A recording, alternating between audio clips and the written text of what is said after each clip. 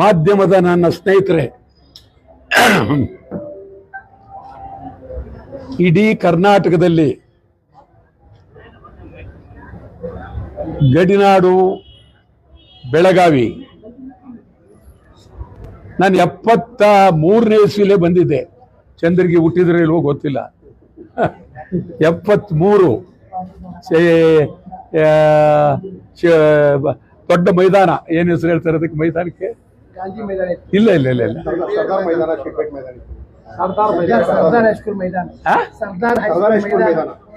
ಇನ್ನೊಂದು ಅದೇ ಹೆಸರು ಬೇರೆ. ಆಯ್ತಾ? ಲಿಂಗರಾಜ್ ಮೈದಾನದಲ್ಲಿ ಸುಮಾರು ಆ ಕಾಲದಲ್ಲಿ 67ರ ದಶಕದಲ್ಲಿ ಸ್ವಲ್ಪ ಹೆಚ್ಚು ಕಡಿಮೆ 10,000 ಜನ ಆವತ್ತಿದ್ರು ಲಿಂಗರಾಜ ಕಾಲ ಮೈದಾನದಲ್ಲಿ. ಭಾಷಣ ಮಾಡಿ ನಾನು ಕರ್ಕೊಂಬಂದಿದ್ದವ್ರು ಯಾರು ಅಂದರೆ ಸಿದ್ದನಗೌಡ ಪಾಟೀಲ್ರು, ಜೋಶಿ, ತೋಪಣ್ಣ. ಈ 3 ಜನ ಭಾರಿ ಆ ಕಾಲದಲ್ಲಿ ಅವರು ದೊಡ್ಡ ಅದ್ಭುತವಾದ ಶಕ್ತಿ. ಬೆಳಗಾವಿಗೆ ಅವರ ಅಪಾರವಾದ ಶಕ್ತಿ. ಅವ್ರ ಸ್ಮಾರಕ ಆಗ್ಬೇಕಿಲ್ಲಿ, ಇಲ್ಲಿನ ಎಲ್ಲಾದರೂ ಆಗಲಿ ಆ ಜನ ಮಾಡಿದಂಥ ಕೆಲಸ ಇವತ್ತು ಅವ್ರನ್ನ ಕಣ್ಣು ಮುಂದೆ ನೋಡಿದ ಖುಷಿ ಆಗುತ್ತೆ. ಆವತ್ತೇನಾಯಿತು ಅಂತ ಅದು ಒಂದೇ ಒಂದು ಮಾತು ನನ್ನ ಭಾಷಣದಲ್ಲಿ, ಇದು ಬೆಳಗಾವಿ ಕರ್ನಾಟಕದ ಅವಿಭಾಜ್ಯ ಅಂಗ. ಅವತ್ತು ಬೆಳಗಾವಿಯಲ್ಲಿ ಕನ್ನಡ ನಾಮಫಲಕ ಬಿಟ್ಟು ಯಾವ ಭಾಷೆ ಇರக்கூಡದು ಅಂತ ಸುಮಾರು ಸಂಜೆ 7:15 ಗಂಟೆಗೆ ನಾನು ಹೇಳಿದೆ. 8:15 ಗಂಟೆಗೆ ಬೀದಿಯಲ್ಲಿ ನುಗ್ಗಿ ಎಲ್ಲ ನಾಮಫಲಕ ಕಿತ್ತಾಕಿದ್ರು. ನಾವು ಇಳ್ಕೊಂಡಿದ್ದು ಹೋಟ್ಲು ಬಂದು ಕಲ್ಲೊಡೆದ್ರು. ಅದು ನಾವು ತಲೆ ಮೇಲೆ ಬಾಣ್ಲಿ ಇಟ್ಕೊಂಡಿದ್ದೋ. ಅದಾದ್ಮೇಲೆ ಸಿದ್ದನಗೌಡ ಬಂದು, ಸರ್ ಇಲ್ಲಿಂದ ಹುಬ್ಳಿ ಹೊಟ್ಟೋಗೋಣ ಅಂತೇಳಿ. ಆ ಕಾಲದಿಂದಲೂ ನನಗೆ ಬೆಳಗಾವಿ ಬಗ್ಗೆ ಬಹಳ ಪ್ರೀತಿ. ಅದೊಂದೇ ಅಲ್ಲ, ಬೆಳಗಾವಿ ಮಾಧ್ಯಮದವರು ಅಂದಿನಿಂದ ಇಂದಿನವರೆಗೆ ಬೆಳಗಾವಿ ನಮ್ಮ ಆತ್ಮ ಅಂತ ಹೇಳಿ ಪ್ರೀತಿಯಿಂದ ಅಭಿಮಾನದಿಂದ ಸಂಪೂರ್ಣ ಬೆಂಬಲವನ್ನು ಕೊಡ್ತಾ ಇದ್ದಾರೆ. ಅಧಿಕಾರಿಗಳಲ್ಲೂ ಬಹುತೇಕ ಒಳ್ಳೆ ಅಧಿಕಾರಿಗಳು ಇದ್ದಾರೆ, ಕೆಟ್ಟ ಅಧಿಕಾರಿಗಳು ಇದ್ದಾರೆ, ಇಲ್ಲ ಅಂತ ಹೇಳಕ್ಕಾಗೋದಿಲ್ಲ. ಆಮೇಲೆ ಇಷ್ಟೆಲ್ಲ ಬೆಳಗಾವಿ ಈ ಪರಿಸ್ಥಿತಿ ಬರಬೇಕಾದ್ರೆ ನಮ್ಮ ಅತ್ಯಂತ ನೀಚ ರಾಜಕಾರಣಿಗಳು, ಅವ್ರು ಯಾವ ಪಾರ್ಟಿಯವರಾಗಿರಲಿ, ಕಾಂಗ್ರೆಸ್ ಆಗಿರಲಿ, JDS ಆಗಿರಲಿ, ಜನತಾ ಆಗಿರಲಿ, BJP, ಅವರು ಬೇಕಾಗಿರೋದು ಅಧಿಕಾರದ ದಾಹ. ಇಲ್ಲಿ ಕನ್ನಡ ಉಳಿದಿದ್ರೆ, ಕನ್ನಡ ಬೆಳೆದಿದ್ರೆ ನಮ್ಮ ಹೋರಾಟಗಾರರಿಂದ, ಚಳವಳಿಗಾರರಿಂದ, ಕನ್ನಡ ಚಳವಳಿಗಾರರಿಂದ ಸುಮಾರು ಇವತ್ತು ಬಹಳ ಅತ್ಯಂತ ಗಂಭೀರವಾಗಿ ಚಿಂತನೆ ಮಾಡ್ತಾ ಇದ್ದೀವಿ. ಸುಮಾರು 29ಕ್ಕೂ ಹೆಚ್ಚು ಕನ್ನಡ ಪರ ಸಂಘಟನೆಗಳು ತಾವೇನು ಸೇರಿದ್ದೀರಿ. ನಿಜಕ್ಕೂ ಇದು ಮುಂದಿನ ಸೂಚನೆ. ಬೆಳಗಾವಿಯಿಂದ ಒಂದು ಹೊಸ ಕ್ರಾಂತಿ ಆರಂಭ ಆಗುತ್ತೆ. ಹೊಸ ಕ್ರಾಂತಿಗೆ ಇದೊಂದು ದಿಕ್ಕು, ಹೊಸ ಕ್ರಾಂತಿ ಕಹಳೆ. ಇವತ್ತು ಹೇಳ್ತಾ ಇದ್ದೀನಿ, ಕನ್ನಡ ಹೆಸರಿನಲ್ಲಿ ಸರ್ಕಾರ ಬರಬೇಕು. ಕನ್ನಡ ಹೆಸರಿನಲ್ಲಿ ಸರ್ಕಾರ ಬರಬೇಕು. ಆಗ ನಿಮ್ಮ ಕತೆ ನೋಡಿ, ನಾನು ನಿನ್ನೆ ಕೂತ್ಕೊಂಡು ತಮಗೆ ಇದೊಂದು ಕನಸು ಅಂದರೆ ಮನಸ್ಸಿನಲ್ಲಿ ಹೇಳ್ತಾ ಇದ್ದೆ. ಬರುವಾಗ ಬೆಳಗಾವಿಯಲ್ಲಿ ಇರ್ತಕ್ಕಂಥ ಪ್ರತಿ ಕನ್ನಡ ಪರ ಸಂಘಟನೆಗಳಿಗೆ ಈ ವಿಧಾನಸೌಧದಲ್ಲಿ ಅದ್ಭುತವಾದಂಥ ಒಂದೊಂದು ಕೊಠಡಿ ಕೊಡಬೇಕು. ಅದರ ಮುಂದೆ ಅವರ ಹೆಸರು ಹಾಕಬೇಕು. ಅದೊಂದೇ ಅಲ್ಲ, ಆ ಕನ್ನಡ ಪರ ಸಂಘಟನೆಗಳಿಗೆ ವರ್ಷಕ್ಕೆ ಕನಿಷ್ಠ 1 ಕೋಟಿ ರೂಪಾಯಿ ಅನುದಾನ ಅವರು ಹೋರಾಡಿ ಖರ್ಚು ಮಾಡೋದಕ್ಕೆ ನಾನು ಯೋಚನೆ ಮಾಡೋದು. ಗೋವಿಂದು ಇವತ್ತು ವರ್ಷಕ್ಕೆ 1 ಕೋಟಿ ರೂಪಾಯಿ ಓಡಾಡೋದಕ್ಕೆ, ಕೆಲಸ ಮಾಡೋದಕ್ಕೆ, ಇದಕ್ಕೆ ವರ್ಷಕ್ಕೆ 1 ಕೋಟಿ. ಪ್ರೆಸ್ ಕ್ಲಬ್ಗೆ 5 ಕೋಟಿ 1 ವರ್ಷಕ್ಕೆ. ಪ್ರೆಸ್ ಕ್ಲಬ್ಗೆ ಬೆಳವಣಿಗೆ, ಈ ನಾಡನ್ನ ಬೆಳೆಸ್ತಕ್ಕಂಥ ಪರಿಸ್ಥಿತಿ ಇವ್ರಿಗೆ. ಇದು ಯಾವಾಗ ಆಗ್ಬೋದು ಅಂತ ಯೋಚನೆ ಮಾಡಿದಾಗ ನಾನು ಮುಖ್ಯಮಂತ್ರಿ ಆದರೆ ಆಗತ್ತೆ ಇದು ಆಯ್ತಾ. ಅದಕ್ಕೆ ನಾನು ಈಗ ಹೇಳ್ತೀನಿ, ನಿಜ ನಾನು ಮುಂದೆ ಮುಖ್ಯಮಂತ್ರಿ, ನಾನೇ ಮುಖ್ಯಮಂತ್ರಿ ಆಗೋದು, ಆ ವಿಚಾರ ಬೇರೆ. ನೋಡಿ ಇವರೆಲ್ಲ ಮಂತ್ರಿಗಳು, ಇವ್ರನ್ನು ನಮ್ಮ ಜೊತೆ ಸೇರ್ಕೊಂಡು ಇವ್ರಿಗೂ ಮಂತ್ರಿ, ಗೋವಿಂದ್ರು ಮಂತ್ರಿ, ನಮ್ಮ ದೇವ್ ಮಂತ್ರಿ ಮತ್ತು ರೈತ ಮುಖಂಡಗಳೆಲ್ಲ ಬಂದಿದ್ದಾರೆ ಹುಬ್ಳಿ ಧಾರವಾಡಲ್ಲಿ. ಅವ್ರು ಯಾರಿಗೆ ಹೇಳ್ತಾರೆ ಇವ್ರಂತೂ ಕೊಡ್ತೀವಿ, ಯಾಕಂದ್ರೆ ಇದೊಂದು ಆದರ್ಶವಾಗಿರ್ತಾರೆ. ಯಾಕಿರತ್ತು ಪತ್ರಿಕಾ ಮಿತ್ರರ ಪರವಾಗಿ, ಅದರಲ್ಲೂ ಬೆಳಗಾವಿಯ ಪರವಾಗಿ ಕ್ಯಾಬಿನೆಟ್ ಕೊಡ್ತೀವಿ, ದಯಮಾಡಿ ಕೊಡ್ತೀವಿ. ನನ್ನ ಮುಖ್ಯಮಂತ್ರಿ ಆಗ್ತೀನಿ, ಎದುರುಬೇಡಿ ಕಂತ ಕೊಡ್ತೀನಿ ನಾನು, ಅದ್ರಲ್ಲಿ ಅನುಮಾನ ಪಡಬೇಡಿ. ಅದೇ ಗೊತ್ತು ನನಗೆ, ಏನ್ ತಿಳ್ಕೊಂಡಿದ್ದೀನಿ ನೀನು. ಇಲ್ಲೊಂದು ಮಹಾನಗರ ಪಾಲಿಕೆ, ಇಲ್ಲಿ ಮಹಾನಗರ ಪಾಲಿಕೆಯಲ್ಲಿ ಈ ಪಾಲಿಕೆ ಎಲ್ಲಿದೆ, ಯಾವ ಜಾಗದಲ್ಲಿ, ಯಾವ ಭೂಮಿಯಲ್ಲಿ? ಗಂಡು ಮೆಟ್ಟಿದ ನೆಲ ಬೆಳಗಾವಿಯಲ್ಲಿ ಇರ್ತಕ್ಕಂಥದ್ದು ಪಾಲಿಕೆ. ನಿಮಗೆ ಅವಕಾಶ ಕೊಟ್ಟಿದ್ದೀನಿ, ಒಂದೇ ಒಂದು ವಾರ, ಇವತ್ತಿಂದ ಒಂದು ವಾರ ಹೆಚ್ಚಾಗಿತ್ತು. ಒಂದು ವಾರಕ್ಕೆ ವಾರ, ಇವತ್ತಿಂದ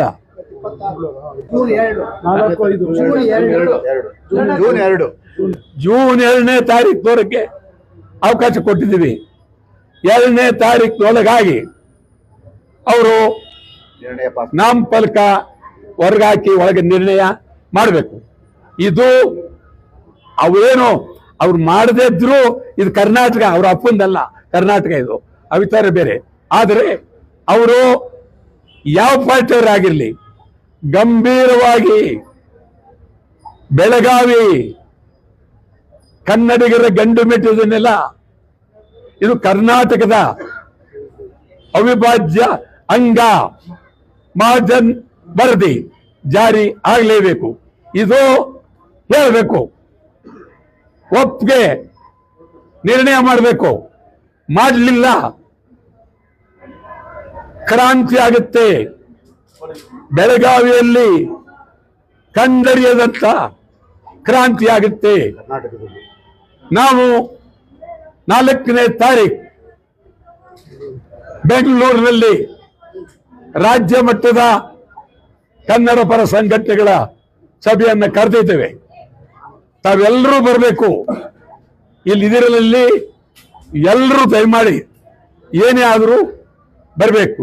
ಮತ್ತು ರೈತ ಸಂಘದವ್ರು ತಾವು ಬಂದಿದ್ದೀರಿ, ನೀವು ಸಾವಿರಾರು ಜನ ಸೇರ್ಬೇಕು, ಹೋರಾಟಕ್ಕೆ ನಿಲ್ಬೇಕು. ಮಂಗಳವಾರ ಗಡುವು ಕೊಟ್ಟಿದ್ದೇವೆ, ಗಡುವು. ನಾವು 4ನೇ ತಾರೀಕು ತೀರ್ಮಾನ ತಗೊಳ್ತೀವಿ. ಅಂತಿಮವಾಗಿ ಅಖಂಡ ಕರ್ನಾಟಕಕ್ಕೆ, ಅಖಂಡ ಕರ್ನಾಟಕ ಬಂದ್ಗೆ ಕರೆ ಕೊಡ್ತೀವಿ. ಅಂತಿಮವಾಗಿ ಅಖಂಡ ಕರ್ನಾಟಕ ಬಂದ್ ಕೊಡ್ತೀವಿ.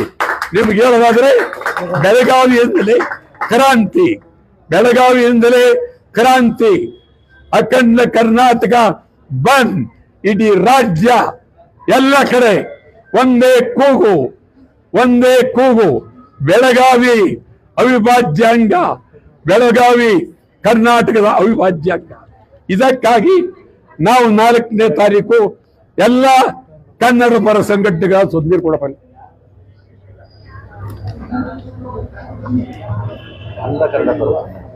ಎಲ್ಲ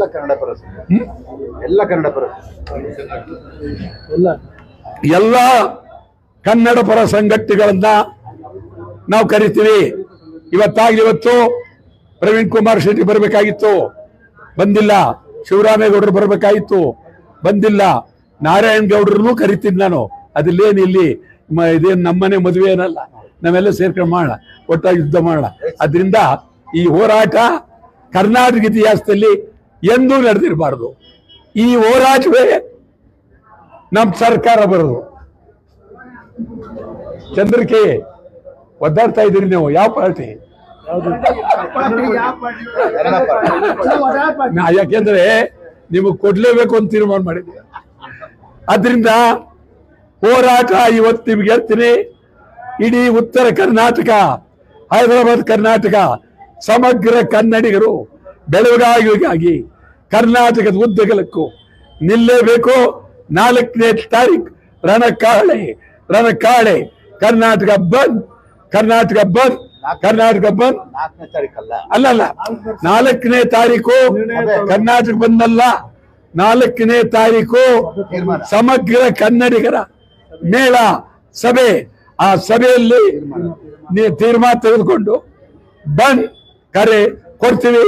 ಬೆಳಗಾವಿಗಾಗಿ ಎಂದೆಂದು ನಮ್ಮ ಕೊನೆಯ ಒಂದು ತೊಟ್ಟು ರಕ್ತ ಇರುವವರೆಗೂ ಬೆಳಗಾವಿಗಾಗಿ ಹೋರಾಟ ಮಾಡ್ತೇವೆ. ನಾವು ಅವತ್ತು ಇಲ್ಲಿ ಇರ್ತೀವಿ. ಬಂದಿನ ನಾವು ಬೆಳಗಾವಿಲಿ ಇರ್ತೀವಿ, ಬೆಂಗಳೂರಲ್ಲ. ಬಂದಿನ ನಾವು ಬೆಳಗಾವಿ ಬರ್ತೀವಿ. ಆವತ್ತು ಭಾರಿ ಭಾರಿ ಹೋರಾಟ, ಬೀದಿ ಬೀದಿಯಲ್ಲಿ ಮೆರವಣಿಗೆ, ರಸ್ತೆಯಲ್ಲಿ ಮೆರವಣಿಗೆ, ಇದು ನಡಿಬೇಕಾಗುತ್ತೆ. ಇದಕ್ಕೆ ನಾವು ತಯಾರಾಗಿದ್ದೀವಿ. ಇಲ್ಲಿ ಅಲ್ಮಿಡಿ ಶಾಸನ, ಇದೊಂದು ಐತಿಹಾಸಿಕವಾದಂಥ ಕನ್ನಡಿಗರ ಮೊದಲನೇ ಶಾಸನ. ನನಗೆ ಆ ಶಾಸನಕ್ಕೆ ಹಾಲನ್ನು ಉಯ್ತಾ ಇದ್ರೆ ನನ್ನ ಗಂಟ್ಲಿಗೆ ಹಾಲು ಇದ್ದಂಗಿತ್ತು, ಅಷ್ಟು ಸಂತೋಷ. ನಾನೇ ಕುಡಿತಾ ಇದ್ದೀನಿ, ಸತ್ಯ ನಾನೇ ನನ್ನ ಮೈ ಮೇಲೆ ಅರ್ಧರ್ಧ ಹಾಲು ಬಿದ್ದರೂ ಅದ್ರ ಬಗ್ಗೆ ತಲೆ ಕೆಡಿಸ್ಕೊಳ್ಳಿಲ್ಲ. ಈ ಹಾಲು ಕನ್ನಡದ ಹಾಲು, ಕನ್ನಡದ ಹಾಲು, ಕನ್ನಡದ ಶಕ್ತಿ ಹಾಲು, ಮೊದಲನೇ ಶಾಸನದ ಹಾಲು. ಆ ದೃಷ್ಟಿಯಿಂದ ಈ ನಮ್ಮ ಹೋರಾಟಕ್ಕೆ ಸಾಹಿತಿಗಳು, ಬರಹಗಾರರು ಎಲ್ಲರೂ ನಿಲ್ಬೇಕು. ಇಡೀ ರಾಜ್ಯದ ಯಾವುದು ಅಂತ ಹೇಳ್ತೀನಿ, ನಿಲ್ಬೇಕು. ಮತ್ತು ಸಿನಿಮಾ ಸುಮ್ಮನೆ ಅಲ್ಲಿ ಇಲ್ಲಿ ಮಾತಾಡಬೇಡಿ, ಅವರೂ ಬರಬೇಕು. ಎಲ್ಲಕ್ಕಿಂತ ನಾನು ಬಹಳ ಗೌರವ ಕೊಡೋದು ನಮ್ಮ ಜಿಲ್ಲಾಧಿಕಾರಿ ಅವರಿಗೆ. ಬಹಳ ದೊಡ್ಡ ವ್ಯಕ್ತಿ, ಬೆಳಗಾವಿಗೆ ತಕ್ಕಂತೆ ಒಳ್ಳೆ ಹಬ್ಬಕ್ಕೆ ತಕ್ಕಂತೆ ಹೆಣ್ಣು ಮಕ್ಕಳು ಸೀರೆ ಉಡ್ತಾರಲ್ಲ, ಹಂಗೆ ಬೆಳಗಾವಿ ತಕ್ಕಂತೆ ಅದ್ಭುತವಾದಂಥ ಒಬ್ಬ ಜಿಲ್ಲಾಧಿಕಾರಿ ಅವರು ಬಂದಿದ್ದಾರೆ. ಅವ್ರನ್ನ ಹಿಂದೆನೂ ನಾನು ನೋಡಿದ್ದೆ, ಒಳ್ಳೆ ಜಿಲ್ಲಾಧಿಕಾರಿ. ಅವರನ್ನ ನಾನು ತೀವ್ರ ಪ್ರೀತಿಯಿಂದ ಅಭಿನಂದಿಸ್ತೇನೆ. ನೋಡ್ರಣ ಹೇಳಿ.